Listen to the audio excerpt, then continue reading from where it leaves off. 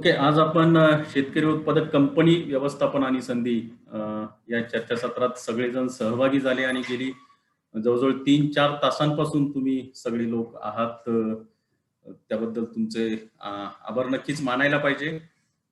कारण इतकं प्रदीर्घ काळ डिजिटलवर काहीतरी ऐकणं हे खरंच आव्हानात्मक असतं. मी आता शेवटच्या समारोपाच्या सत्राला सुरुवात करतो.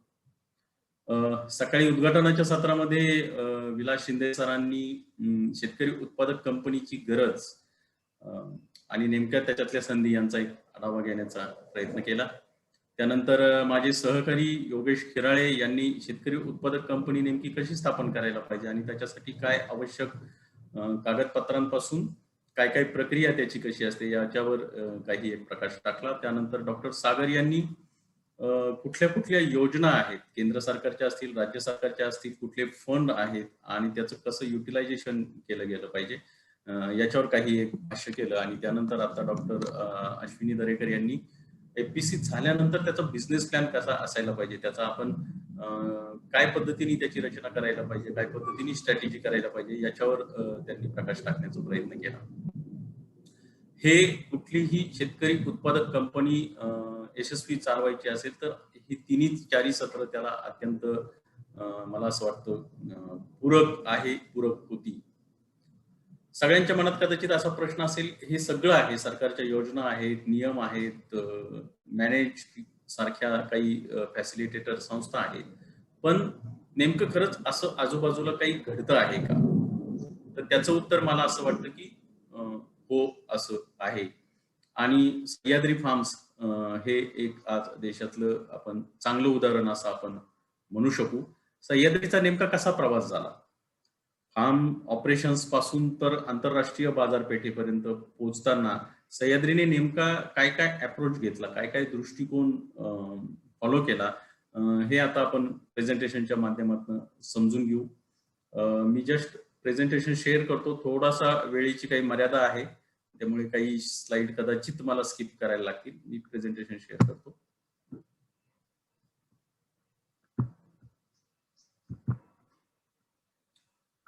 रुचिका, हे दिसतंय प्रेझेंटेशन? दिसतंय? हो सर, दिसतंय.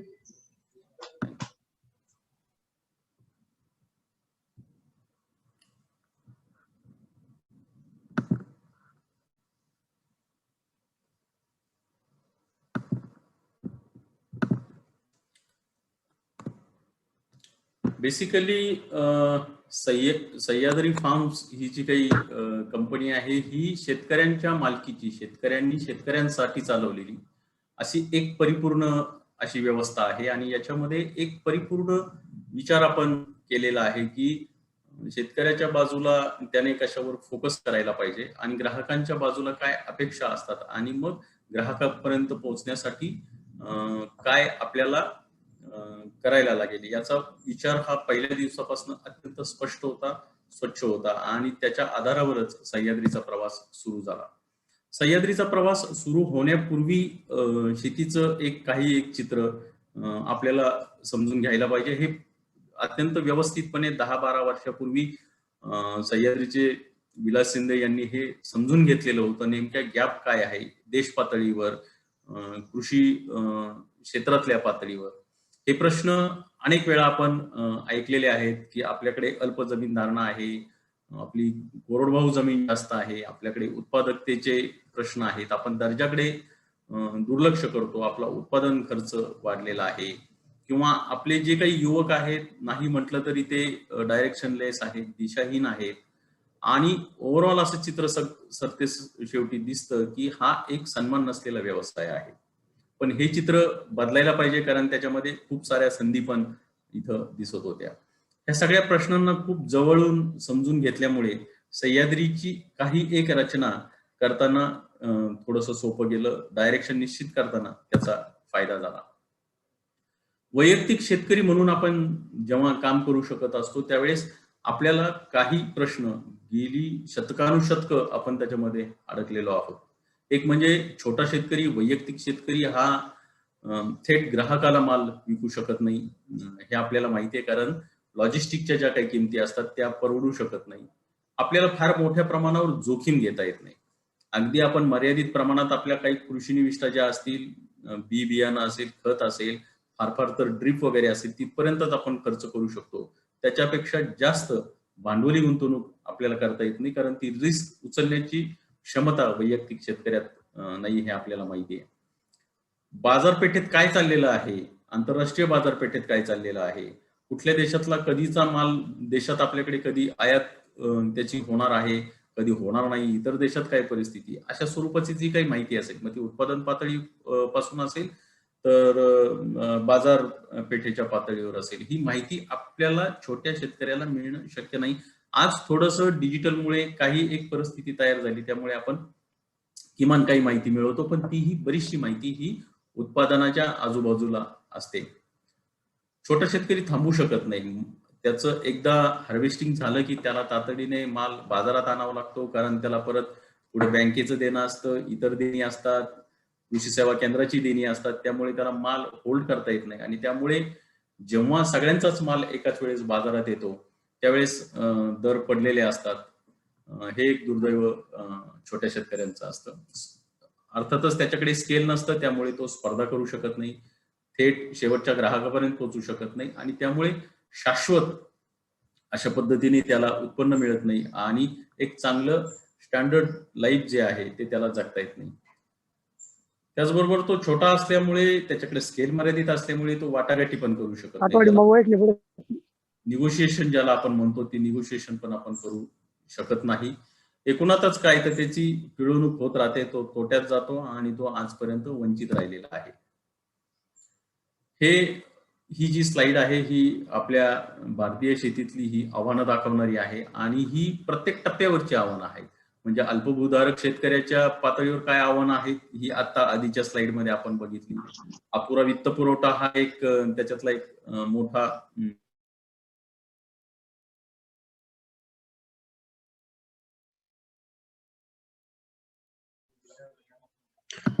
तर म्यूट झाले.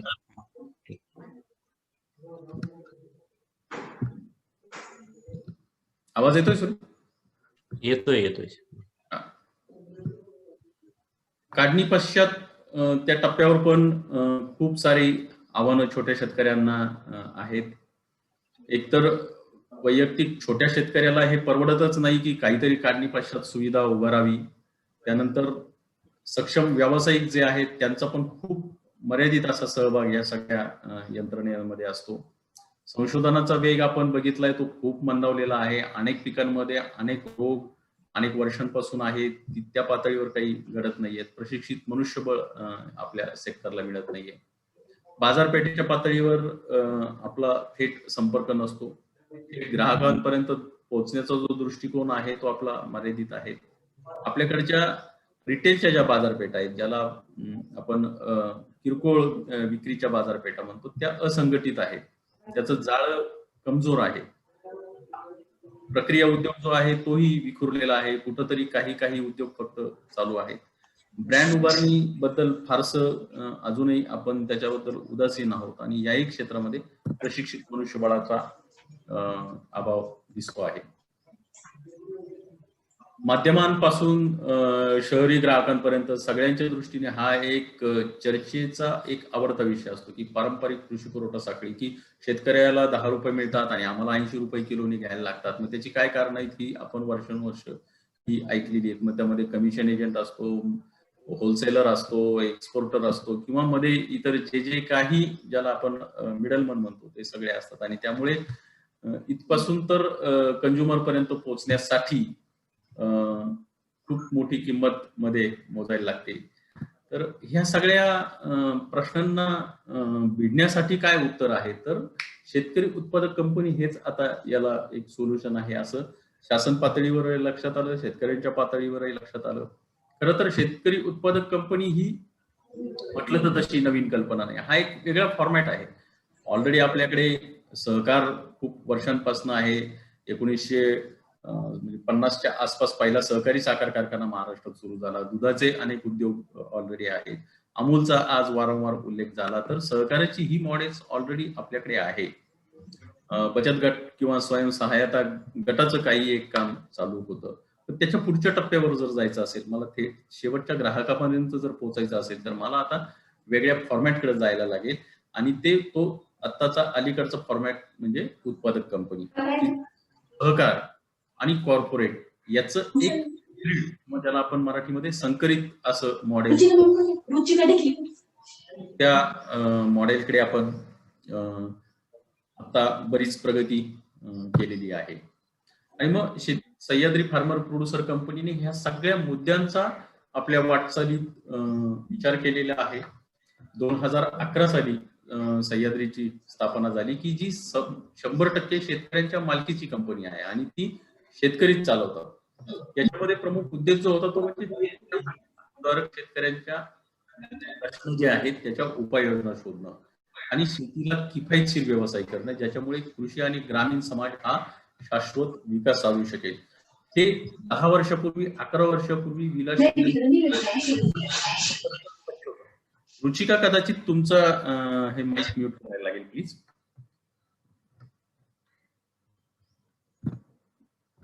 तर सह्याद्रीचं विजन काय होतं पहिल्या दिवसापासून, की आघाडीवर असलेली एक शेतकरी उत्पादक कंपनी आपल्याला व्हायचंय हे पहिल्या दिवशी डिफाईन होतं, की जी कंपनी सक्षमपणे ग्रामीण आणि शहरी समाजातली दरी दूर करू शकेल.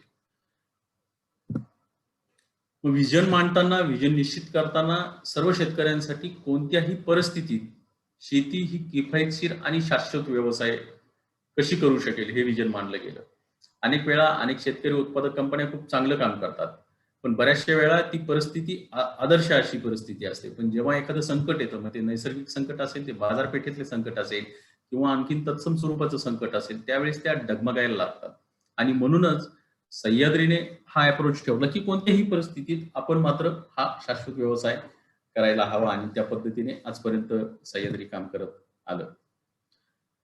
शेतीच्या अनुषंगाने जसं विजन स्वच्छ होतं, स्पष्ट होतं, तसंच ग्राहकांच्या प्रती आपली जी जबाबदारी आहे ती पण सह्याद्रीने निश्चित केलेली होती, की म्हणजे ग्राहकांना आपण सुरक्षित आरोग्यदायी उत्पादनं दिली पाहिजे आणि तीही किफायतशीर दरामध्ये दिली पाहिजे. अदरवाईज तुम्ही जर तुमची उत्पादनं सुरक्षित ठेवली, आरोग्यदायी ठेवली, उत्तम दर्जाची ठेवली, परंतु त्याची जर किंमत त्या ग्राहकाला जर परवडत नसेल मूल्यवर्धन केल्यानंतर, तर तो ग्राहक तुमची उत्पादनं घेणार नाही. त्यामुळे ग्राहकांप्रती सुद्धा आम्ही इथं पहिल्या दिवशी विचार केला.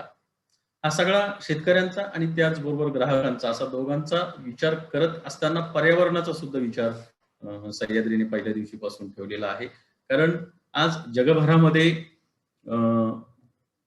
विशेषतः जागतिक ग्राहक जो आहे तो खूप साऱ्या गोष्टींचा विचार करतो, की पर्यावरणाची माझ्यापर्यंत जे उत्पादन आलेलं आहे त्याच्यामुळे पर्यावरणाची हानी तर नाही झालेली ना, किंवा कोणाचं तरी शोषण तर नाही ना झालेलं, किंवा कोणाला तरी लुबाडून तर हे उत्पादन तयार करण्यात आलेलं नाही ना. ह्या साऱ्या गोष्टींचा विचार आता जागतिक पातळीवरचे ग्राहक करत असतात. पहिल्या दिवसापासून आपण असा विचार करतोय की शेती हा एक उद्योग आहे, स्वतंत्र, ज्याला आपण इंग्रजीमध्ये एंटरप्राइज असं म्हणू शकतो, असं एंटरप्राइज आहे.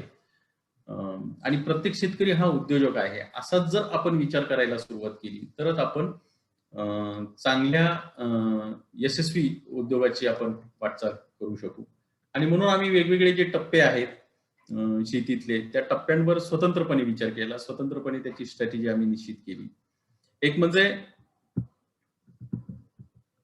उत्पादकतेच्या पातळीवर हवामान, माती, पाणी, कृषी निविष्ठा, भांडवल या मुद्द्यांचा स्वतंत्रपणे विचार केला, त्यांची स्वतंत्रपणे स्ट्रॅटेजी डिफाईन केली आणि ती सगळी स्ट्रॅटेजी एकमेकाला आपण जोडली. किमतीच्या पातळीवर मार्केट तुमच्या हातामध्ये असणं हे सगळ्यात महत्वाचं असतं. ते मार्केट सह्याद्रीने आधी निश्चित केलं. सुरुवातीच्या टप्प्यामध्ये युरोपमध्ये आपण द्राक्षाच्या माध्यमातून पोहोचलो. युरोपमध्ये पोहोचताना अर्थातच आपल्याकडे 1 किंवा 2 कंटेनर असा विचार केला असता सह्याद्रीने, तर आपण युरोपमध्ये पोहोचलो नसतो किंवा सातत्यपूर्ण तिथं जी काही पोझिशन आज तयार झाली ती झाली नसती, कारण स्केलचा विचार केला गेला. त्याचबरोबर ब्रँड हाही तितकाच महत्वाचा विषय आहे. त्याच्यावर मी फार भाष्य करत नाही, कारण अश्विनीने आता खूप छानपैकी त्याच्यावर मांडणी केलेली की ब्रँडचं काय महत्वाचं असतं. जेव्हा सह्याद्रीकडे स्केल होतं, मार्केट हातात होतं, त्यावेळेस एक वाटाघाटीची क्षमता तयार झाली, एक निगोशिएशन स्किल सह्याद्रीचं त्यामध्ये तयार झालं. आणि हे करताना पायाभूत सुविधा पहिल्या दिवसापासून उभ्या केलेल्या होत्या. जगाच्या स्पर्धेत आपण राहू शकू याचा विचार करून पुढची 50 वर्ष 100 वर्ष ह्या सगळ्या यंत्रणा टिकतील हा विचार त्याच्यातनं केलेला होता. आणि किंमत आणि उत्पादकता यांचा एकत्रित विचार करता पुढे ढोबळ उत्पन्न तयार होतं.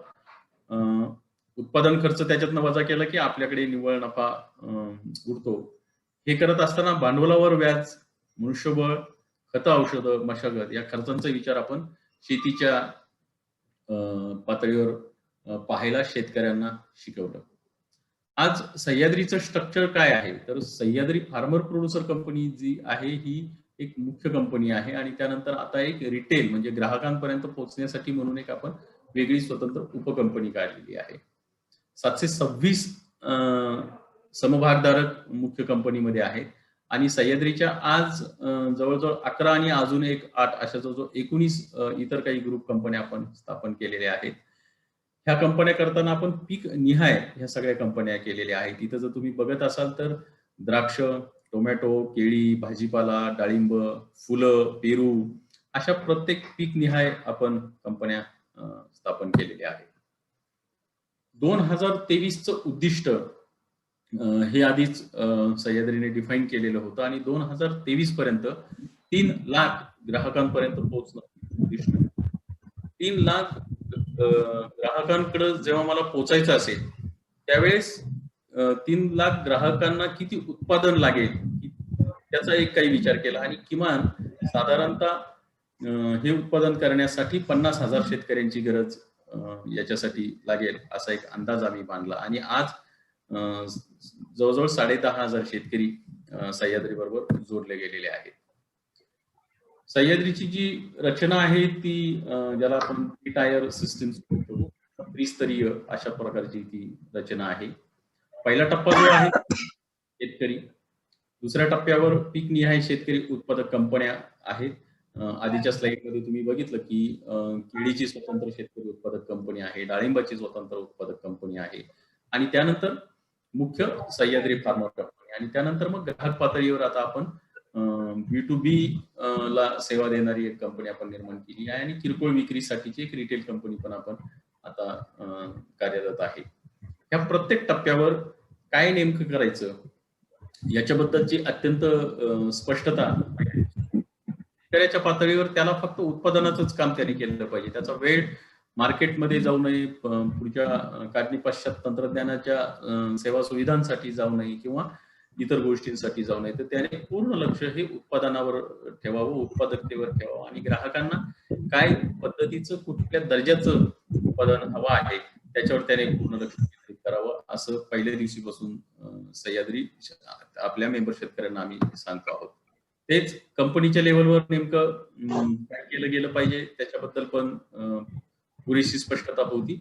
आणि मुख्य जी कंपनी आहे त्याच्या लेवलवर काय केलं गेलं पाहिजे. तर बेसिकली हे सगळं करण्यासाठी ज्या काही पायाभूत सुविधा लागतील त्या उभं करण्याची जबाबदारी ही मुख्य कंपनी कडे ठेवण्यात आलेली होती. त्यानंतर मालाचं डिस्ट्रीब्युशन, त्याचं मार्केटिंग, आंतरराष्ट्रीय बाजारपेठेमध्ये हा सगळा माल पाठवणं अशी जी काही पुढची सगळी कामं होती त्या पुढच्या कंपन्यांनी केलेली आहेत.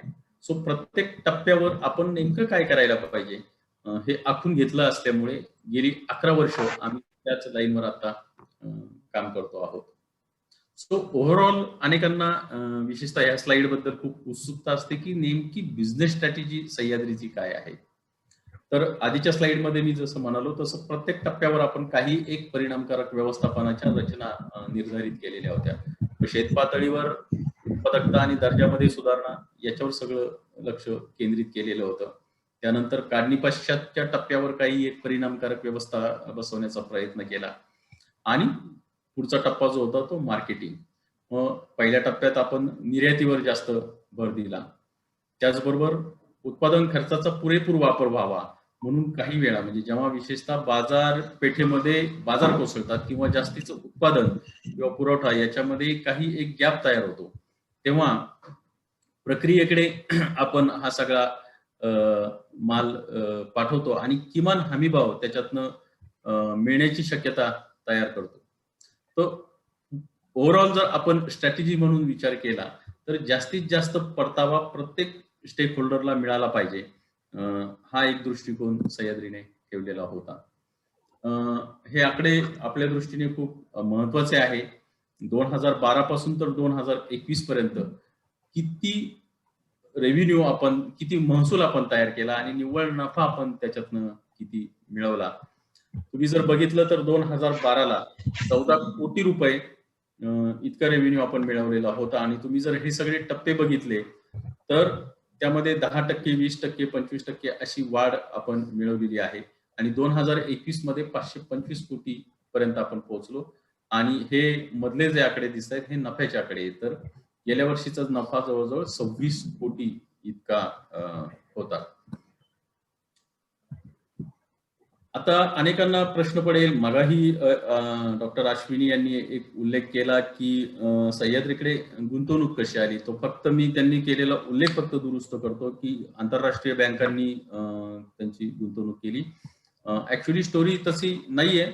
आंतरराष्ट्रीय बँका किंवा इतर बँकर्स हे साधारणतः 2017-18 नंतर पिक्चर मध्ये यायला सुरुवात झाली. तत्पूर्वी सह्याद्रीने आपल्याच विक्रीतनं जो नफा तयार होत होता तो ह्या ठिकाणी वापरलेला आहे.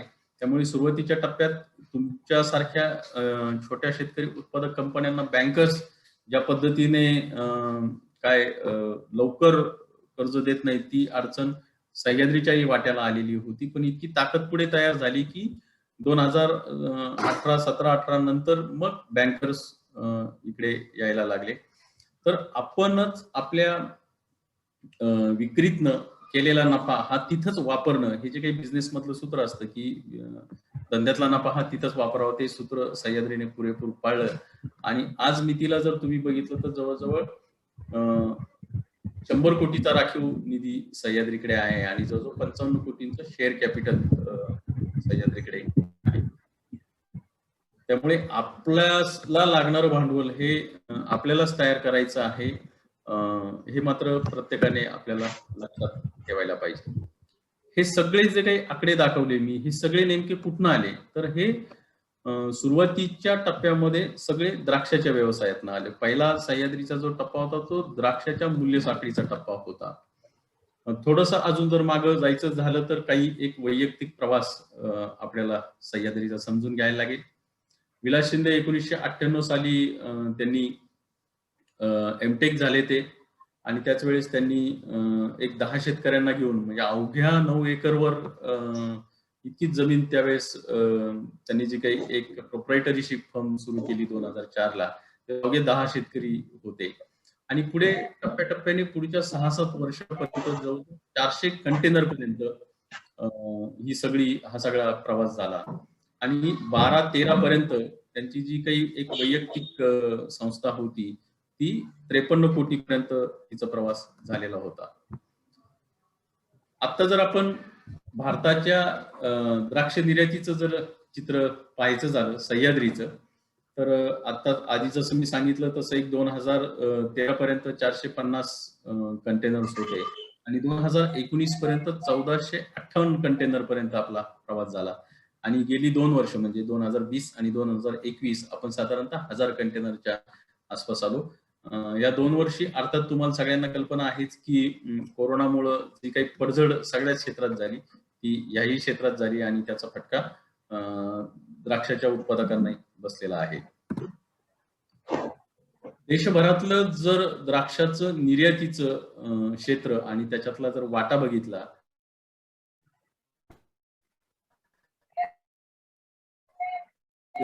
जास्त आहे. देशातून एकूण जितकं द्राक्ष युरोपमध्ये जातं त्याच्यातलं 17% हे एकटं सह्याद्रीचा वाटा आहे. त्यानंतर महिंद्रा अँड महिंद्राची कंपनी त्याचा 9% वाटा आहे आणि मग इतर काही प्लेयर्स आहेत. मस्त तरी माईक चालू आहे, प्लीज जरा म्यूट करा. हे सगळं करत असताना आपण ट्रेसेबिलिटी चा अप्रोच घेतलेला आहे. त्यामुळे प्रत्येक टप्प्यावर ग्राहकाकडे जाणारं जे उत्पादन आहे ते नेमकं कुठं आहे, कसं आहे, हे आपण IT प्लॅटफॉर्मच्या माध्यमातून ट्रेस करण्याचा प्रयत्न करतो. जेव्हा आपण युरोप सारख्या मार्केटमध्ये आपली उत्पादनं पाठवतो त्यावेळेस उत्पादन करणारी जी मंडळी आहे म्हणजे शेतकरी मंडळी जी आहे त्यांना त्या दर्जाचं प्रशिक्षण त्या लेवलच्या तज्ज्ञांकडनं प्रशिक्षण सातत्याने सह्याद्रीमध्ये घडतं. आता हा जो फोटो आहे हा दक्षिण आफ्रिका आणि चिली मधल्या शास्त्रज्ञांचा फोटो आहे. तिथे शास्त्रज्ञ आपण त्यांना इथे बोलवतो, ते इथल्या शेतकऱ्यांच्या फार्मला भेटी देतात आणि नेमकं काय दुरुस्त करायला पाहिजे त्याच्यावर ते मार्गदर्शन करतात. जसं तिकडची शास्त्रज्ञ इकडे येतात त्याचबरोबर आपण काही शेतकऱ्यांना घेऊन पण परदेशात जातो. नेमकं जगभरामध्ये ह्या क्षेत्रात काय चाललेलं आहे ते थेट प्रत्यक्षपणे शेतकऱ्यांना पाहायला मिळतं आणि ह्या सगळ्या प्रवासातनं मग आंतरराष्ट्रीय दर्जाची उत्पादनं तयार करणं शक्य होतं. हे करत असतानाच अलीकडं वातावरणात खूप वेगाने बदल होतात आणि आपल्या व्हरायटी त्याला फारसं चांगलं तोंड देऊ शकत नाही. म्हणून मग आपण काही व्हरायटी विशेषतः ARA15, ARA19 यांसारख्या काही व्हरायटीज आपण कॅलिफोर्नियावरनं इथे आणल्यात आणि आता त्या भारतामध्ये उपलब्ध करून दिलेल्या आहेत. ह्या वेगवेगळ्या व्हाईट, रेड याच्यातल्या व्हरायटी आहेत. जसं द्राक्षामध्ये सह्याद्रीने एक टप्पा गाठला, मूल्य साखळीमधल्या सगळ्या जे विस्कळीत कनेक्ट्स होते त्या सगळ्या कनेक्टला जोडण्याचा एक प्रयत्न केला आणि एक सुंदर चित्र तयार केलं. तसं सुंदर चित्र जे द्राक्षाच्या पिकामध्ये घडलं तशीच त्या प्रवासाची म्हणजे द्राक्षाच्या प्रवासाची प्रतिकृती तयार करण्याचा आता सह्याद्रीने ऑलरेडी विचार सुरू केलाय, किंबहुना कामही पुढे सुरू झालेलं आहे. आणि हा जो विचार आहे तो म्हणजे जसं द्राक्षात घडलं तसं इतर पिकांमध्ये जर घडवायचं असेल तर प्रत्येक पिकाची म्हणजे फळ पिकाची मूल्य साखळी विकसित करायचं सह्याद्रीने ठरवलं आणि मग द्राक्ष असेल, केळी असेल, आंबा असेल किंवा इव्हन भाजीपाला असेल, टोमॅटो, कांदा, बटाटा किंवा भेंडी, मिरची तर यांच्या स्वतंत्र पीकनिहाय कंपन्या सह्याद्रीने स्थापन केल्या. हे सगळं चालवण्यासाठी काही एक पायाभूत सुविधांची जोड असणं खूप महत्वाचं असतं आणि आज जवळजवळ 100 एकरवर नाशिक जिल्ह्यातल्या मोहाडी इथं हे सगळं इन्फ्रास्ट्रक्चर उभं आहे. त्यामध्ये फ्रेश फ्रुट्स आणि व्हेजिटेबल साठीच्या काही एक यंत्रणा इथे उभ्या आहेत.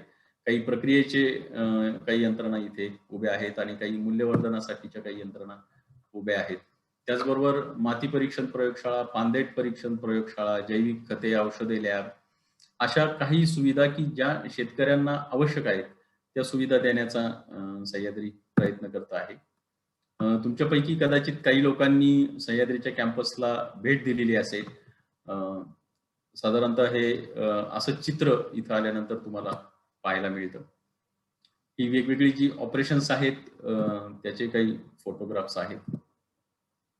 तुम्ही जर बघितलं तर किती आपण काळजी घेतो किंवा जागतिक स्पर्धेत टिकण्यासाठी प्रत्येक टप्प्यावर जी जी काळजी घ्यायला पाहिजे ती सगळी या ठिकाणी घेतली जाते. हा फोटो आहे शेतकऱ्यांना सभासद शेतकरी जे आहेत त्यांना कृषी निविष्ठा देण्यासाठी आपण एक शेतकरी सुविधा केंद्र सुरू केलेलं आहे आणि तिथे सर्व प्रकारची खतं, औषधं किंवा इक्विपमेंट्स उपलब्ध ठेवलेली आहेत. सह्याद्रीने स्वतःच्या मालकीची रिटेल स्टोअर्स मुंबई, नाशिक आणि पुणे या शहरांमध्ये सुरू केलेली आहे आणि ह्या क्षेत्रात रिटेल्समध्ये जे काही मोठमोठे प्लेयर्स आहेत त्यांना जर आपल्याला तोंड द्यायचं असेल तर आपल्याला ग्राहकांच्या मानसिकतेचा विचार करून हे सगळं काम करायला लागेल आणि म्हणून स्टोर्सची रचना करताना सुद्धा हे जे तुम्ही प्रेझेंटेशन बघताय स्टोर्सचे ते कसं असेल असं होत नाही की ग्राहक म्हणणार नाही की आता तुम्ही शेतकरी उत्पादक कंपनी आहे मग आम्ही तुमचा माल घेतो मग ते कसंही असलं तरी चालेल. तर ग्राहक तसा विचार करत नाही. ग्राहकाच्या नजरेला जे सुंदर दिसेल त्याच्या गरजेला जे परवडेल आणि त्याच्या सोयीने जे असेल तेच तो घेणार. त्यामुळे आपण आमची आता शेतकरी उत्पादक कंपनी आहे मग आता तुम्ही आमचा माल घ्या असं काही आपल्याला युक्तिवाद करता येणार नाही.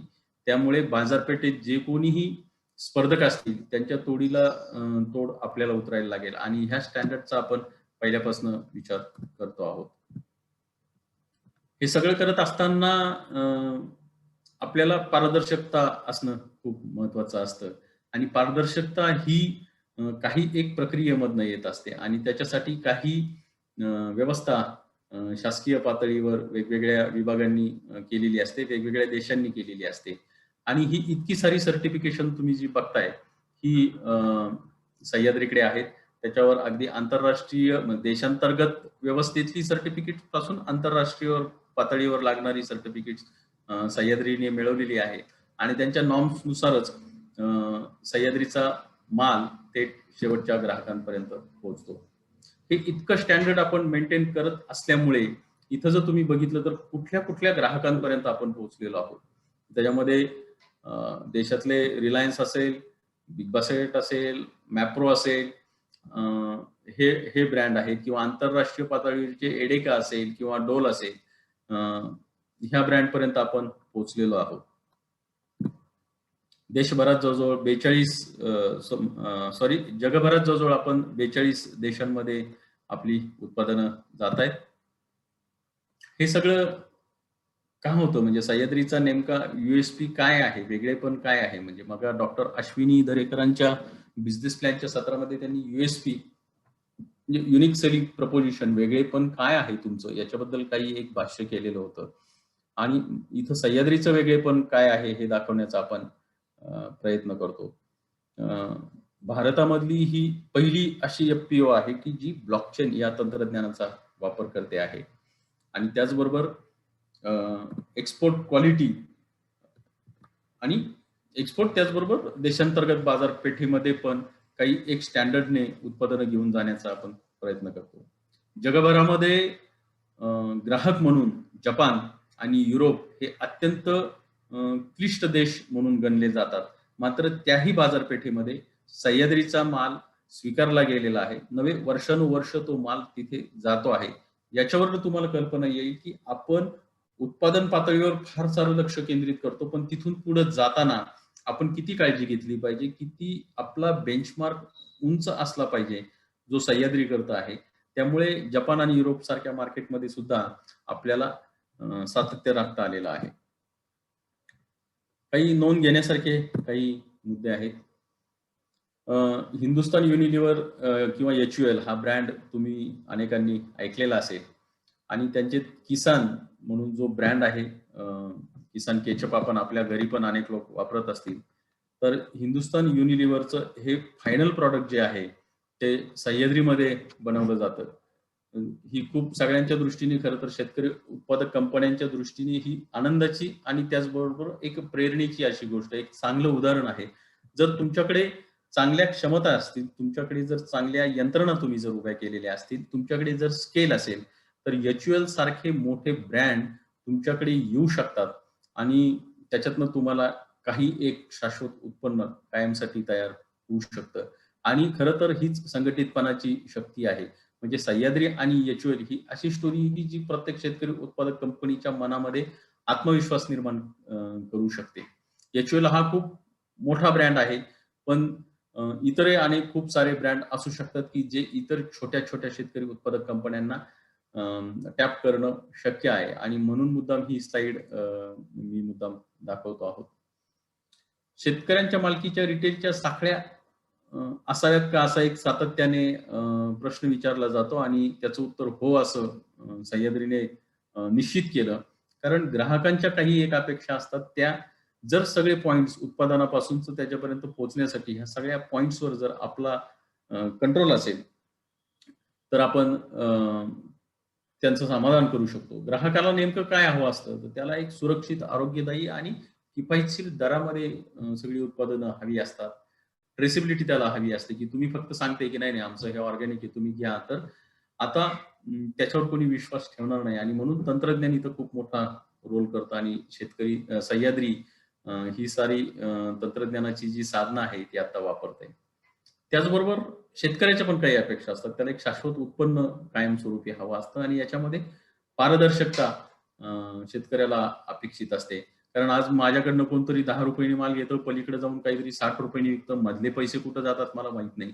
पण ब्लॉकचेन सारख्या टेक्नॉलॉजी ज्या आहेत त्या स्वच्छ स्पष्ट शेतकऱ्यापासून तर उत्पादकापर्यंत नेमके पैसे कुठं कुठं जात आहेत ते थेट सांगू शकतात आणि हीच पारदर्शकता सगळ्या शेतकऱ्यांना हवी आहे. मग आम्ही जे रिटेल बद्दल बोललो, ही अशी स्टोअर्स पुणे, मुंबई आणि ह्या शहरांमध्ये आहेत. रिटेल स्टोअर बरोबरच आपण ई कॉमर्सचा पण प्लॅटफॉर्म वापरतो आहोत. ग्राहकापर्यंत पोहोचण्यासाठी जे जे माध्यम उपलब्ध आहे ते सगळ्या शेतकरी उत्पादक कंपन्यांनी वापरायला पाहिजे. आपण आतापर्यंत जवळजवळ 1,00,000 कुटुंबांपर्यंत पोहोचलेलो आहोत आणि त्याचबरोबर पुणे, मुंबई आणि नाशिक मधल्या जवळजवळ 1,000 पेक्षा जास्त गृहनिर्माण संस्थांमध्ये आपण पोहोचलो आहोत. जसं आपण शेवटच्या ग्राहकाकडे थेट पोहोचतो, त्याचबरोबर इतर जे रिटेलर्स असतात किंवा इतर जे वेंडर्स असतात, असे जवळजवळ आपण आता 5,000 अशा ग्राहकांना रोज सह्याद्रीतनं माल दिला जातो. त्यामध्ये पुणे आहे, मुंबई आहे, नाशिक आहे, औरंगाबाद आहे. त्याचबरोबर महाराष्ट्राच्या बाहेर सुरत, वडोदरा, अहमदाबाद आणि इंदोर अशाही मार्केटमध्ये आपण आतापर्यंत पोहोचलेलो आहोत.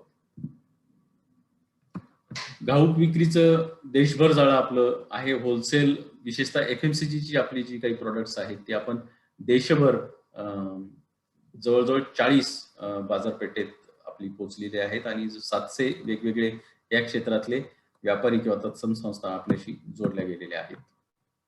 आता हे सगळं इतकं मोठं कार्यक्रम जर करायचा असेल तर याला निश्चितच काही एक मनुष्यबळ लागतं.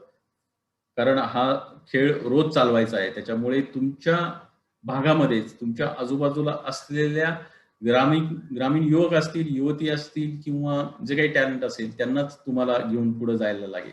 आणि याच्यासाठी म्हणून आपण एक कौशल्य विकास आणि प्रशिक्षण केंद्र टाटा स्टाईलच्या मदतीने सुरू केलं आणि त्याच्यामध्ये आपण वेगवेगळे कोर्सेस घेतो. काही निवासी कोर्सेस असतात, विशेषतः शेतकरी उत्पादक कंपन्यांसाठी असतात, फायनान्स मॅनेजमेंटसाठी असतात, ॲग्रोनॉमीच्या अनुषंगाने असतात, मार्केटिंगच्या अनुषंगाने असतात. कारण इथंच मनुष्यबळ आपल्याला तयार करायला लागेल, म्हणजे ते इथेच आपल्याला वापरता येऊ शकेल. याचबरोबर गेल्या वर्षी आपण शेतकरी उत्पादक कंपन्यांसाठी इन्क्युबेशन सेंटर सुरू केलं. सुरुवातीला डॉक्टर सागर यांनी एक प्रेझेंटेशन दिलं आणि त्याच्यामधली काही आकडेवारी अशी सांगत होती की अनेक फंड्स आहेत पण ते पुरेसे परिणामकारक पद्धतीने वापरले गेलेले नाहीयेत.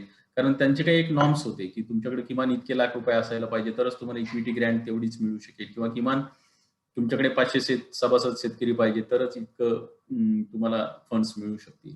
तर बऱ्याचशा शेतकरी उत्पादक कंपन्या ह्या पातळीपर्यंत अजून पोहोचलेल्या नाहीयेत. रडत खडत काहींचा कार्यक्रम चाललेला आहे. त्यामुळे सह्याद्री सारख्या जर काही मिनी सह्याद्री आपल्याला तयार करायच्या असतील तर इन्क्युबेशन सेंटर सारखा उपक्रम गरजेचा आहे. म्हणून आम्ही ह्या वर्षी तो उपक्रम हातात घेतला आणि ह्या वर्षी करता 16 शेतकरी उत्पादक कंपन्यांची आपण निवड केली. ही निवड करताना ती उत्पादक कंपनी फळपिकातच काम करते ना, हा एक निकष त्याच्यामध्ये होता. आणि मग विदर्भ, मराठवाडा, उत्तर महाराष्ट्र, पश्चिम महाराष्ट्र, दक्षिण महाराष्ट्र, कोकण अशा सगळ्या भागाचं प्रतिनिधित्व आपण देण्याचा प्रयत्न केला. 3 वर्षाचा हा कार्यक्रम असेल आणि निवड झालेल्या कंपन्यांना नेतृत्व आणि व्यवसाय विकासाकरता सहकार्य करणं असं त्याचा मुख्य उद्देश असेल. त्याच्यामध्ये कौशल्य विकास करणं, उत्पादकता वाढवणं, काढणी पश्चात व्यवस्थापनाचं मार्गदर्शन करणं, पायाभूत सुविधा त्यांना उभ्या करायच्या असतील तर त्याच्यासाठीचं मार्गदर्शन करणं, तंत्रज्ञानाची उपलब्धता करून देणं, वित्त उभारणी करता मार्गदर्शन आणि सहाय्य करणं आणि बाजारपेठ मिळवून देण्याकरता मार्गदर्शन आणि सहाय्य करणं असं या इन्क्युबेशन सेंटरचा मुख्य काम आहे. तंत्रज्ञानाच्या बद्दल मी याहीपूर्वी बोललो. तंत्रज्ञान आणि इनोव्हेशन, नाविन्यपूर्णता काय काय सह्याद्रीने केलेलं आहे या ठिकाणी आपण दिसतंय आपल्याला. त्याच्यामध्ये ॲग्रोट्रस्ट म्हणजे ब्लॉकचेनचा जो उल्लेख केला होता, गोदाम म्हणून एक स्मार्ट वेअरहाऊस मध्ये काम करणारं एक स्टार्टअप आहे, सेन्सॉर्टिक्स क्लायमेटच्या अनुषंगाने काम करणारं एक यंत्रणा आपण विकसित केलेली आहे. तर ह्या सगळ्यांना घेऊन आपण सगळ्या ठिकाणी मूल्य वाढवण्याचं काम करतो आहोत. सर, ते शेवटी नेमकं सह्याद्रीचं काय उद्दिष्ट आहे? म्हणजे याच्यातनं शेतकऱ्यांचं उत्पन्न वाढतं आहे, उत्पादन वाढतं आहे, ग्राहकांना चांगली उत्पादनं किफायतशीर दरात मिळत आहेत, पण मग एवढंच ध्येय आहे का? तर त्याचं उत्तर नाही असं आहे. तर खरं ध्येय असं आहे की ग्रामीण आणि शहरी याच्यामध्ये जो काही गॅप आहे तो आपल्याला कमी करायचा आहे. शहरामध्ये ज्या सुविधा, जे उत्पन्न तिथल्या लोकांना मिळतंय तेच ग्रामीण पातळीवर मिळवून देण्याचा प्रयत्न सह्याद्री करत आहे आणि म्हणून त्याच्यातनं सह्याद्री मोहाडी रुर्बन क्लस्टर या नावाचा आपण एक उपक्रम सुरू केलेला आहे. डॉक्टर अब्दुल कलाम देशाचे माजी राष्ट्रपती जे होते त्यांनी पुरा नावाचा एक विचार मांडलेला होता आणि त्याच्यामध्ये शहरी आणि ग्रामीण भागातली दरी कमी करणं म्हणून काही एक विचार मांडलेला होता आणि तोच विचार सह्याद्रीने पुढे घेऊन जायचं ठरवलेलं आहे आणि त्याच्यात काही उद्दिष्ट आपण निश्चित केली. मी जसं सुरुवातीला म्हणालो तसं शहरी लोकांना ज्या सुविधा मिळतात, जे उत्पन्न मिळतं ते इथं देण्याचा प्रयत्न करणं हे उद्दिष्ट आपण घेतले आणि याच्यासाठी पहिल्यांदा काय करायला लागेल तर कृषी अर्थव्यवस्थेत आपल्याला परिवर्तन घडवायला लागणार आहे. हे सगळं करताना कौशल्य विकास हा महत्वाचा विचार आहे. खेड्यांचा पुनर्विकास आपल्याला करायला लागेल. स्वच्छता, पाणी वितरण, दळणवळण, डिजिटलायझेशन, आरोग्य आणि शिक्षण या प्रमुख मुद्द्यांवर आम्ही लक्ष केंद्रित करतो आणि नाशिक जिल्ह्यात मोहाडी जिथे सह्याद्रीचा प्लॅन्ट आहे त्याच्या आजूबाजूची जी 14 गावं आहेत त्या 14 गावांमध्ये जवळजवळ 40,000 लोकसंख्या ह्या गावांमध्ये आहे आणि 10,000 शेतकरी उत्पादक शेतकरी यात आहेत. ह्या सगळ्यांसाठी आम्ही ह्या मोहाडी क्लस्टरच्या अंतर्गत कामाला ऑलरेडी सुरुवात केलेली आहे. हे जर फोटोग्राफ्स बघितले आपण तर वेगवेगळ्या गावात स्वच्छतेपासून काही एक काम सुरू केलं. सत्व नावाची एक NGO आहे, डॉक्टर चंद्रकांत दळवी माजी विभागीय आयुक्त की ज्यांनी ग्रामस्वच्छतेच्या अनुषंगाने बरंच मोठं काम केलं. त्यांनी सत्व नावाची एक NGO सुरू केली निवृत्त झाल्यानंतर. त्यांच्याबरोबर आपण हे ग्रामविकासाचं काम घेऊन पुढे चाललेलो आहोत. तर असा हा सह्याद्रीचा सगळा प्रवास आहे. मला असं वाटतं की तुम्ही सकाळपासून वेगवेगळ्या टप्प्यांवर तुम्हाला मार्गदर्शन मिळालं. शेतकरी उत्पादक कंपनी संधी काय आहे त्याचा एक व्यापक पट विलास शिंदे सरांनी उलगडून दाखवला. मग ती कंपनी नेमकी कशी स्थापन केली गेली पाहिजे त्याच्याबद्दल योगेश खिराळेंनी मार्गदर्शन केलं. त्यानंतर डॉक्टर सागर यांनी वेगवेगळ्या योजनांचा कसा लाभ आपण घेऊ शकतो, काही संधी त्याच्यामध्ये आहेत त्याच्यावर काही एक मार्गदर्शन केलं. हे सगळं करण्यासाठी अचूक विजन आवश्यक असतं आणि विजन अंमलात कसं आणायचं याच्यासाठी बिझनेस प्लॅनची गरज असते. त्या बिझनेस प्लॅन बरोबर डॉक्टर अश्विनी दरेकर यांनी आपल्याला मार्गदर्शन केलं आणि हे सगळं केल्यानंतर नेमकं काय घडू शकतं हा सह्याद्रीचा प्रवास मी आज तुमच्या समोर दाखवण्याचा प्रवास केला. तुम्ही सगळ्यांनी अत्यंत शांतपणे गेली 3-3.5 तास या संवादामध्ये तुम्ही सहभागी झालात त्याबद्दल मी वैयक्तिक आणि सह्याद्रीच्या वतीने आपले आभार मानतो. धन्यवाद.